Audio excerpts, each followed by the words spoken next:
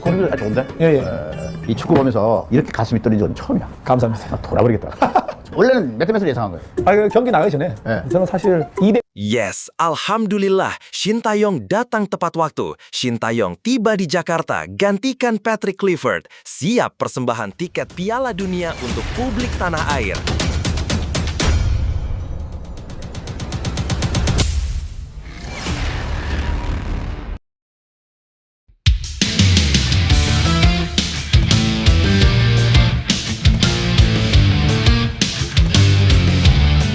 Yes, Alhamdulillah, Shin Tae-yong datang tepat waktu. Shin Tae-yong tiba di Jakarta, gantikan Patrick Kluivert. Siap persembahan tiket Piala Dunia untuk publik tanah air. Mari kita bahas teman-teman. Tapi, Mimin minta tolong tonton video ini sampai selesai, agar tidak ada kesalahpahaman yang terjadi. Dan tak bosan-bosan juga, tolong like dan share video ini ke media sosial kalian, agar semua orang tahu apa yang sedang terjadi.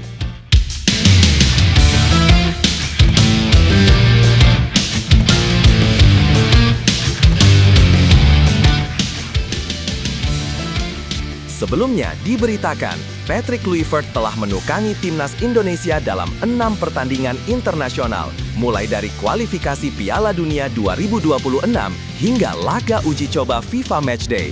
Hasil yang ditorehkan sejauh ini bisa dibilang tidak buruk, namun juga belum mampu memberi keyakinan penuh kepada para pendukung Garuda. Timnas Indonesia baru saja melalui 2 laga FIFA Matchday di Stadion Gelora Bung Tomo, Surabaya. Setelah menang telak 6-0 atas Chinese Taipei, pasukan Garuda ditahan imbang tanpa gol oleh Lebanon meski tampil dengan skuad terbaik, termasuk 2 striker naturalisasi anyar, Miliano Jonathans dan Mauro Zylstra. Hasil imbang itu menimbulkan tanda tanya besar, terutama karena Indonesia sebentar lagi akan menghadapi lawan berat di putaran keempat kualifikasi Piala Dunia 2026, yakni Arab Saudi dan Irak. Jika menghadapi Lebanon saja belum bisa menang di kandang, tantangan melawan 2 raksasa Asia tentu jauh lebih berat. Kapten tim, Jay Itzes, mengakui kekecewaan tersebut. Ia meminta maaf kepada supporter sembari menegaskan bahwa tim sudah tampil dominan,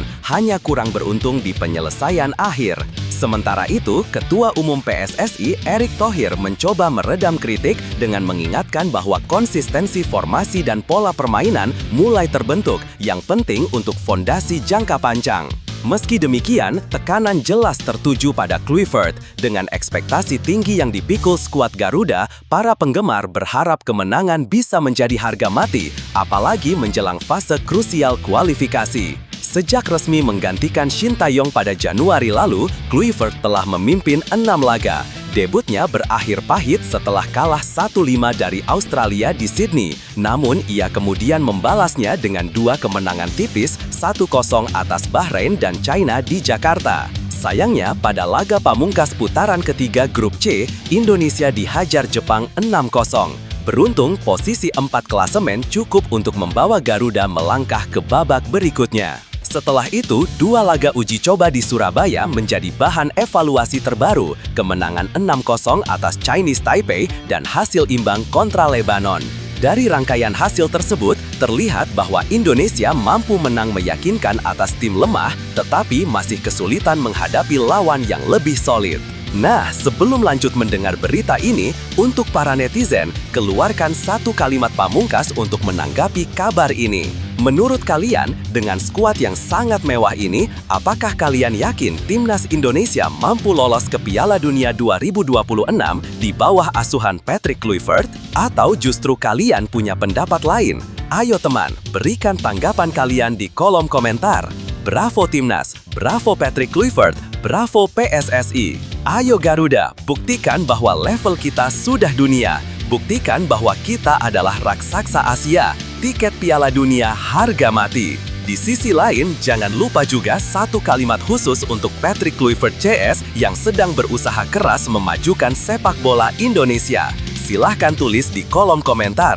Ayo terbang tinggi Garuda!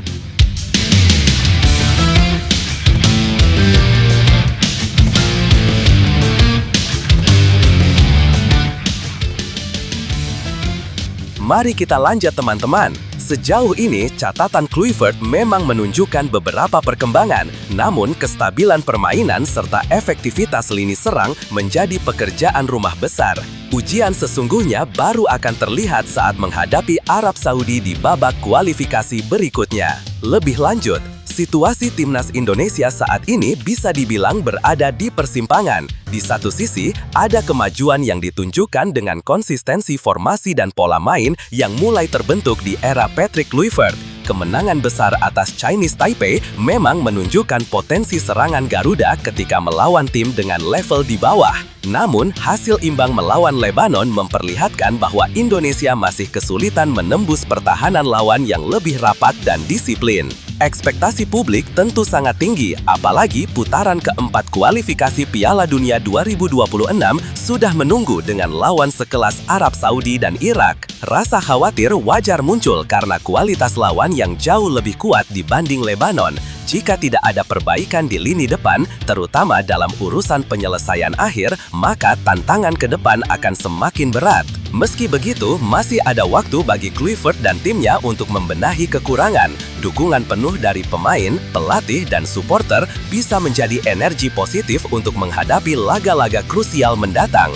Tim ini punya modal semangat dan kedalaman skuad yang lebih baik dari sebelumnya. Tinggal bagaimana memaksimalkan itu agar bisa tampil lebih meyakinkan.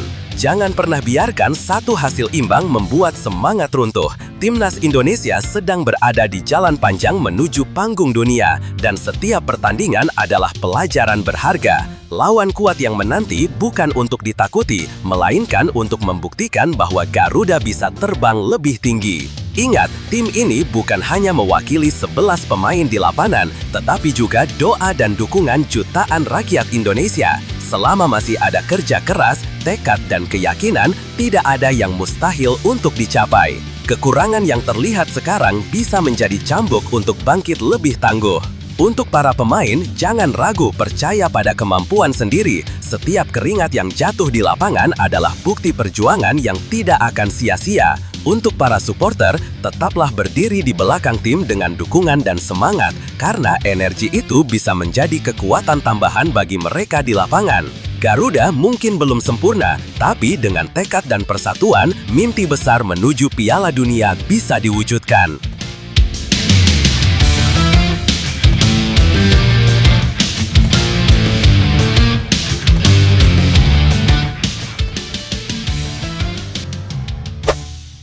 Catat tanggalnya. Jadwal siaran langsung Timnas Indonesia U17 versus Makedonia Utara U17.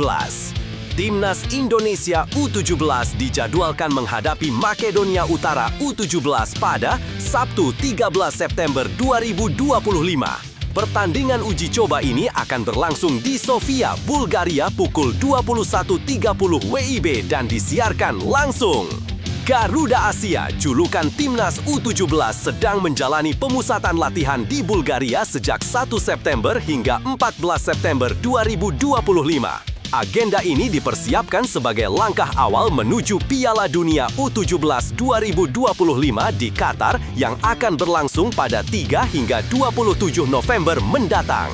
Pelatih Nova Arianto membawa 25 pemain untuk mengikuti TC tersebut. Dari jumlah itu, 5 diantaranya merupakan pemain yang berkarir di luar negeri. Mike Rajasa, FC Utrecht, Lucas Lee, Ballistic United, Eizar Jacob, Sydney FC, Noha Pohan, NAC Breda, dan Nicholas Indra Miosund, Rosenborg. Sementara itu, Matthew Baker belum bergabung karena masih membela klubnya Melbourne City 2 dan baru diperkirakan merapat ketika tim melanjutkan TC di Uni Emirat Arab. Selama berada di Bulgaria, Garuda Asia sudah memainkan 2 laga uji coba. Pada 7 September, mereka menang telak 6-0 atas PFC Septemfri Sofia U17. Namun, di laga berikutnya melawan CSKA Sofia U17 pada 10 September, pertandingan berakhir imbang 1-1. Duel kontra Makedonia Utara U17 akan menjadi laga penutup rangkaian uji coba di Bulgaria. Di Piala Dunia U17 2025, Indonesia tergabung di grup H bersama Brasil, Zambia, dan Honduras. PSSI menargetkan anak asuh Nova Arianto bisa menembus babak gugur. Dengan format baru yang melibatkan 48 peserta, peluang Indonesia cukup terbuka. Selain juara dan runner-up grup, 8 tim peringkat ketiga terbaik juga berhak lolos ke babak 32 besar.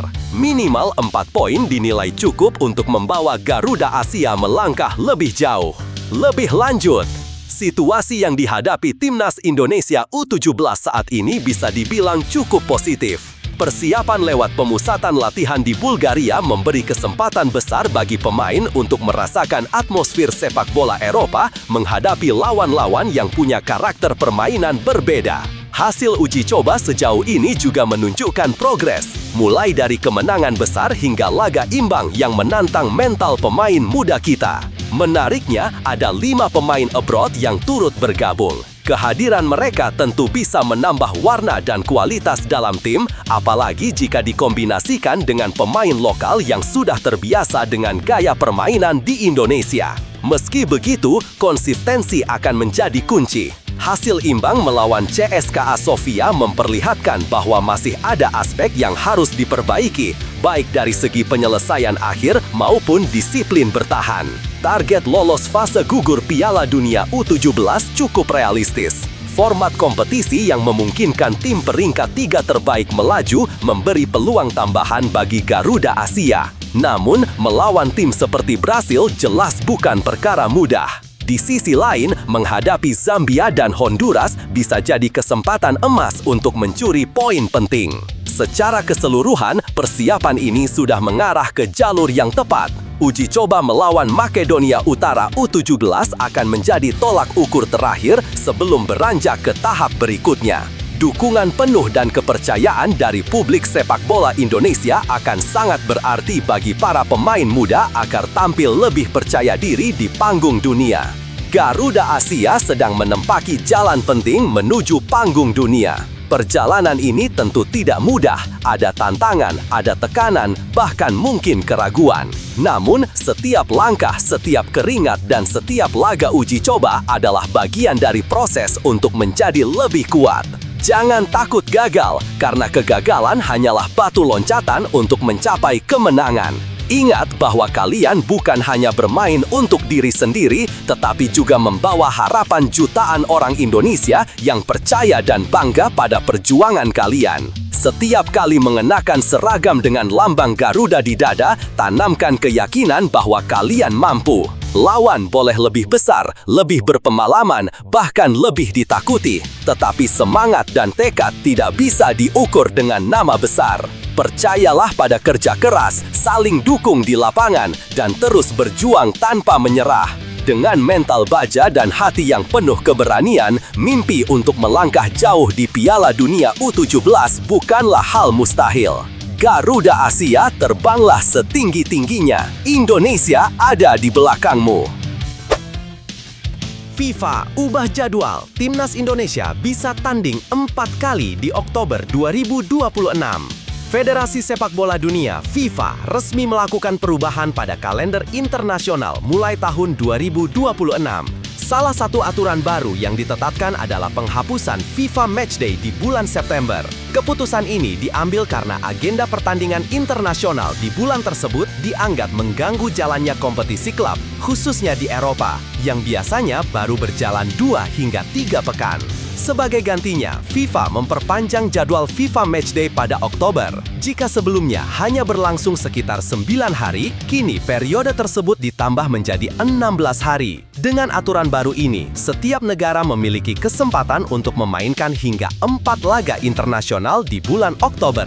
Secara total, jumlah pertandingan internasional yang bisa dimainkan tim nasional dalam aturan lama dan baru tetap sama, yakni 4 kali.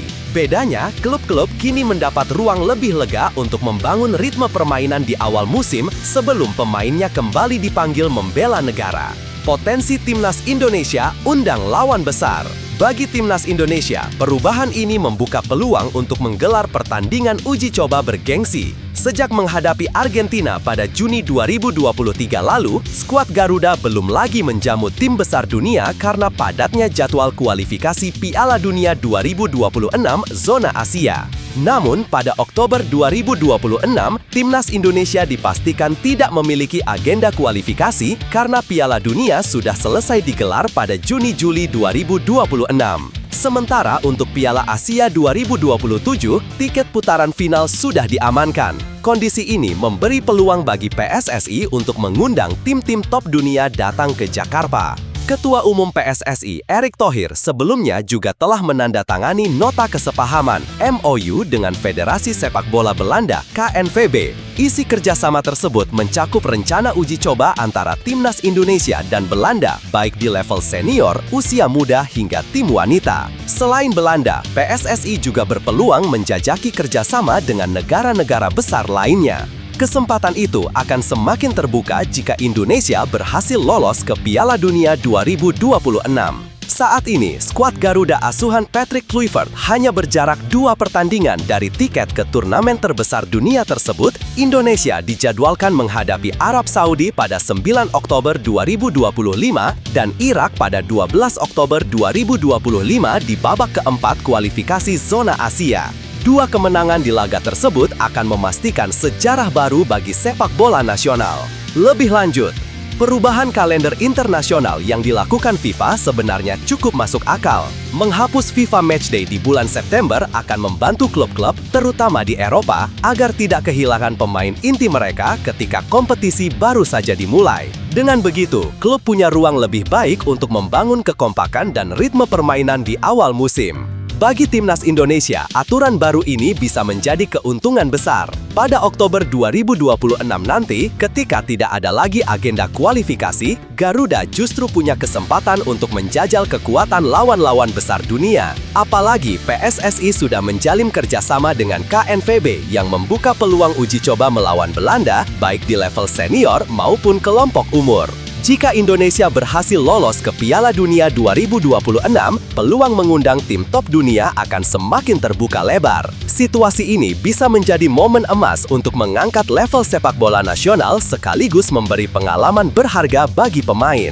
Perubahan aturan FIFA ini seolah membuka jalan agar timnas Indonesia tidak hanya fokus pada kualifikasi, tetapi juga bisa meningkatkan kualitas dengan menghadapi lawan-lawan yang jauh lebih kuat. Setiap perubahan selalu membawa peluang baru, termasuk bagi timnas Indonesia. Aturan baru FIFA ini bisa menjadi momen emas untuk membuktikan bahwa Garuda mampu terbang lebih tinggi. Jangan pernah merasa gentar menghadapi lawan besar. Justru disitulah kesempatan untuk belajar, berkembang, dan mengasah mental juara. Kalau timnas berhasil menembus Piala Dunia 2026, itu bukan hanya sejarah, tapi juga bukti bahwa kerja keras, disiplin, dan semangat pantang menyerah bisa membawa mimpi menjadi kenyataan. Semua pemain, pelatih, dan supporter harus percaya bahwa perjuangan ini bukan sekedar soal menang atau kalah, melainkan soal harga diri bangsa. Jangan berhenti bermimpi, karena mimpi itulah yang menggerakkan langkah untuk terus berjuang.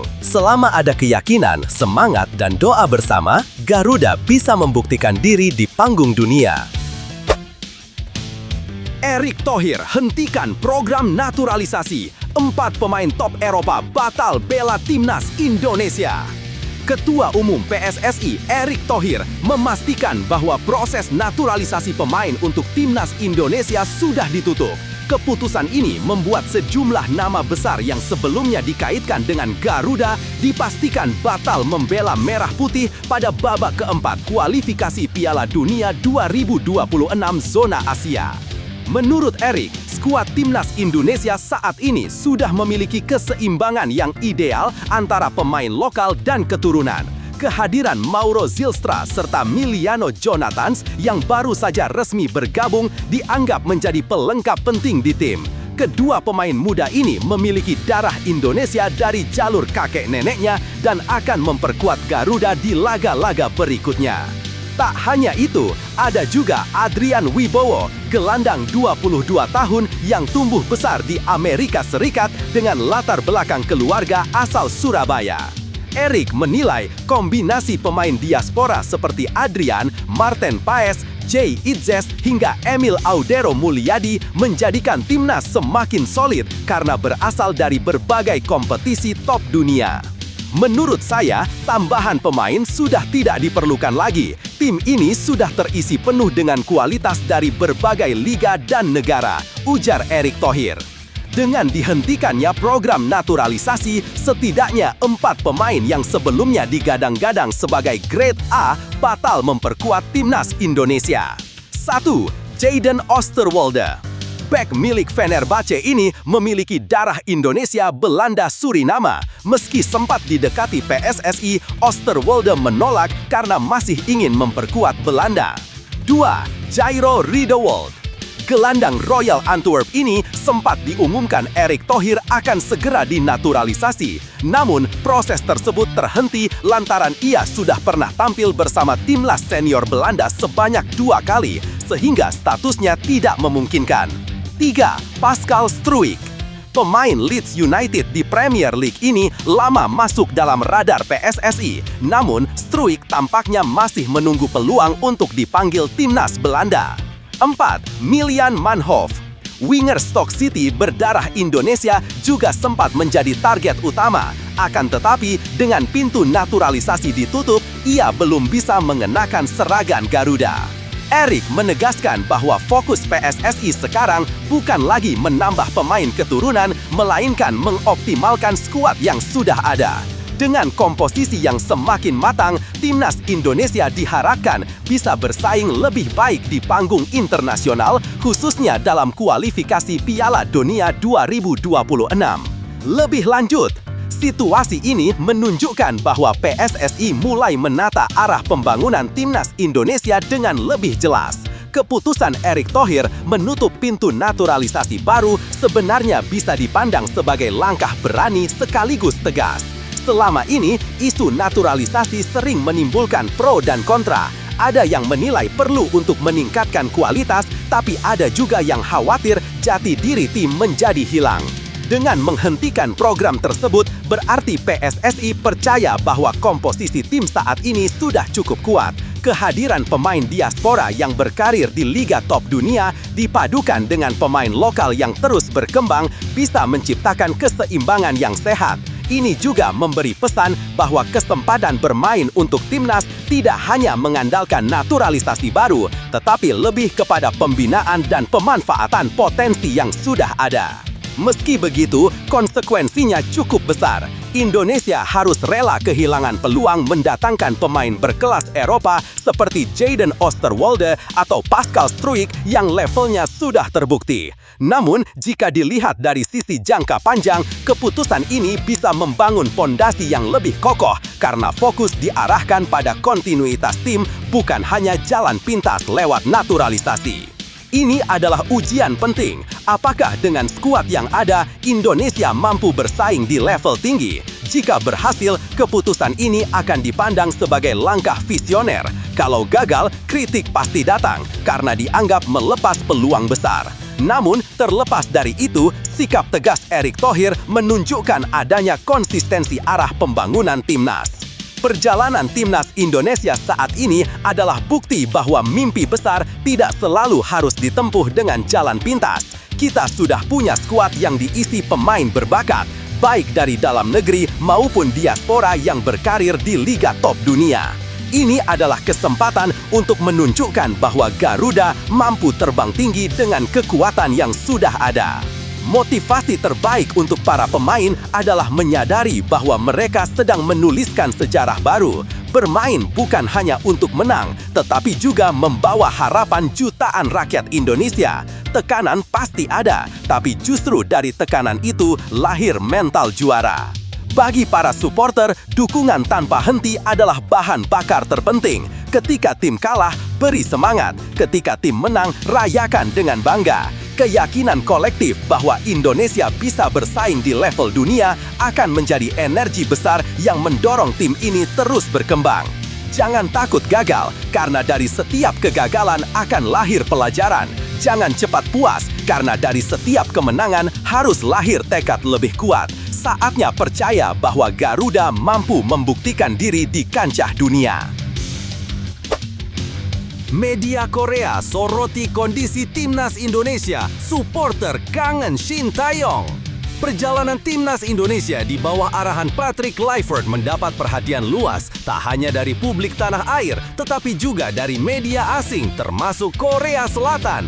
Nama Shin Tae-yong pun kembali dibicarakan seiring naik turunnya performa skuad Garuda. Pada FIFA Matchday September 2025, Indonesia menorehkan hasil yang beragam. Di laga pertama, Tom Hai dan kawan-kawan tampil meyakinkan ketika berhadapan dengan Taiwan. Namun, performa impresif itu tidak berlanjut saat melawan Lebanon. Meski menguasai jalannya pertandingan, timnas kesulitan mencetak gol dan akhirnya gagal meraih kemenangan. Pertandingan melawan Lebanon menjadi penting karena lawan tersebut dipilih sebagai simulasi menghadapi tim-tim kuat dari Timur Tengah seperti Arab Saudi dan Irak yang akan ditemui pada putaran keempat kualifikasi Piala Dunia 2026.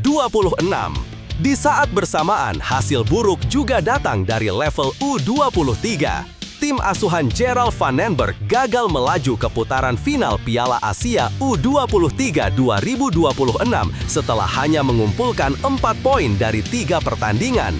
Kekalahan dari Korea Selatan pada laga terakhir memastikan langkah mereka terhenti lebih cepat. Kondisi ini semakin menambah sorotan terhadap timnas Indonesia. Bahkan, nama Shin Tae-yong kembali digaungkan oleh supporter, terutama setelah pertandingan melawan Korea Selatan.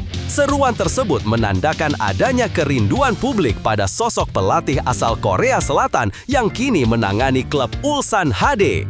Media Korea Selatan ikut menyoroti fenomena ini. Mereka menulis bahwa suasana sepak bola Indonesia sedang berada dalam situasi yang kurang baik.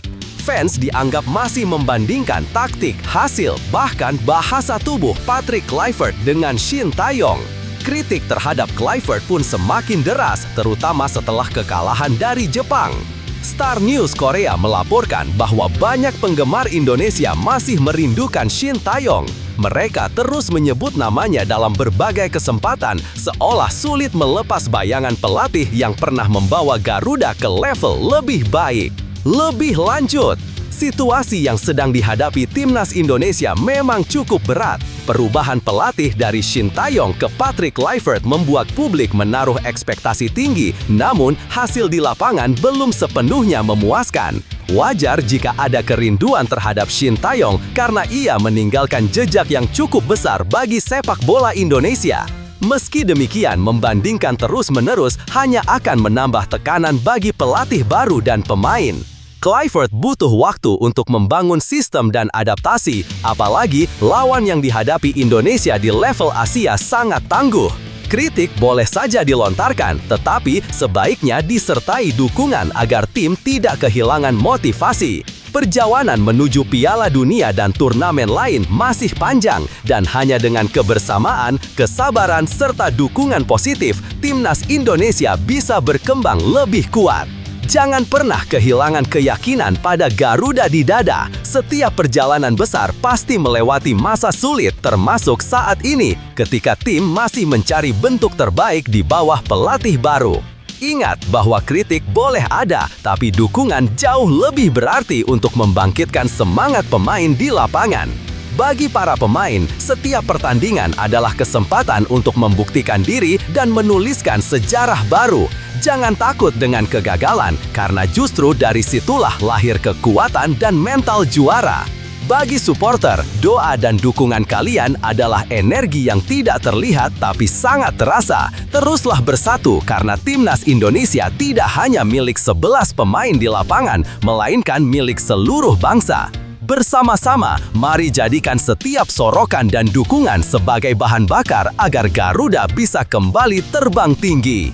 Vita Satoni, Komandan Tahir Samsud, pihak bela diri bersama dengan Garuda 23. Tayangan Minggu 20 November pukul 8 malam waktu Indonesia Barat. Kebanggaan Calvin Verdong membela timnas Indonesia di FIFA Matchday September 2025. Pemain belakang timnas Indonesia, Calvin Verdong, mengungkapkan rasa bangganya usai kembali dipercaya memperkuat skuad Garuda di ajang FIFA Matchday September 2025. Walau hanya tampil dalam satu pertandingan, bek asal klub Prancis LOSC Lille itu merasa terhormat bisa mengenakan seragam merah putih. Dalam rangkaian 2 laga uji coba, Indonesia berhasil meraih hasil positif. Anak asuh Patrick Kluivert sukses menghajar Thailand dengan skor telak 6-0 pada 5 September 2025. Kemudian ditahan imbang 0-0 oleh Lebanon pada 8 September 2025. Kedua laga berlangsung di Stadion Gelora Bung Tomo, Surabaya. Calvin Verdong sendiri tampil saat menghadapi Lebanon, bermain selama 1 jam sebelum digantikan Tom Hai. Meski menit bermainnya terbatas, performa Verdong tetap solid dan memberi kontribusi penting di lini belakang Garuda. Lewat akun Instagram pribadinya, ia menuliskan, "Satu lagi pertarungan untuk Merah Putih. Bangga bisa berjuang bersama Indonesia." Sejak resmi dinaturalisasi pada Juni 2024, laga kontra Lebanon menjadi penampilan ke-11 Verdong bersama Timnas Indonesia. Kehadirannya kini dianggap sebagai salah satu pilar penting di skuad. 2 pertandingan uji coba ini bukan sekadar agenda persahabatan, melainkan persiapan menghadapi putaran keempat kualifikasi Piala Dunia 2026 zona Asia. Indonesia masuk ke grup B bersama Arab Saudi dan Irak yang dijadwalkan berlangsung pada 8-14 Oktober 2025 di Arab Saudi. Hanya 2 tim teratas dari grup A dan grup B yang akan langsung lolos ke Piala Dunia 2026, sementara tim peringkat 2 akan bersaing di jalur play-off antar konfederasi untuk memperebutkan tiket tersisa. Dengan bekal persiapan dan semangat tinggi, Verdong serta rekan-rekannya berharap bisa membawa Indonesia mencetak sejarah dengan menembus ajang sepak bola besar. Lebih lanjut, Calvin Verdong menunjukkan sikap yang patut diapresiasi dengan rasa bangganya membela timnas Indonesia meskipun hanya tampil di 1 laga. Hal ini menegaskan bahwa membela negara bukan hanya soal jumlah menit bermain, tetapi juga soal dedikasi dan kebanggaan mengenakan lambang Garuda di dada. Kehadirannya menambah kepercayaan diri tim, apalagi ia konsisten menjadi bagian penting sejak dinaturalisasi. Uji coba melawan Thailand dan Lebanon menjadi langkah penting sebelum masuk ke fase berat kualifikasi Piala Dunia 2026. Hasil positif dari 2 pertandingan itu memberi gambaran bahwa timnas memiliki potensi bersaing meski tantangan besar menanti menghadapi tim sekelas Arab Saudi dan Irak. Dukungan penuh, disiplin, dan semangat juang tinggi akan menjadi kunci apakah Indonesia bisa melangkah lebih jauh. Situasi ini menunjukkan bahwa proses naturalisasi bukan sekadar mendatangkan pemain, melainkan soal membangun komitmen dan kebersamaan. Dengan pemain seperti Verdong yang benar-benar menunjukkan rasa memiliki, optimisme untuk melihat timnas Indonesia menorehkan sejarah di pentas dunia semakin besar. Semangat untuk timnas Indonesia tidak boleh padam. Setiap pertandingan adalah kesempatan untuk menunjukkan bahwa kerja keras, disiplin, dan kebersamaan mampu menembus batas yang sebelumnya dianggap mustahil. Jangan takut menghadapi lawan yang lebih besar karena sejarah sering tercipta dari keberanian mereka yang berani bermimpi. Bagi para pemain, teruslah bermain dengan hati dan berjuang sekuat tenaga karena di balik setiap peluh dan perjuangan kalian ada jutaan doa dari rakyat Indonesia. Bagi para supporter, dukungan kalian adalah energi yang tak ternilai yang bisa menguatkan tim di saat terberat sekalipun. Percayalah, setiap langkah kecil hari ini adalah pijakan menuju mimpi besar, melihat merah putih berkibar di Piala Dunia. Tetap berjuang, tetap percaya karena Indonesia bisa!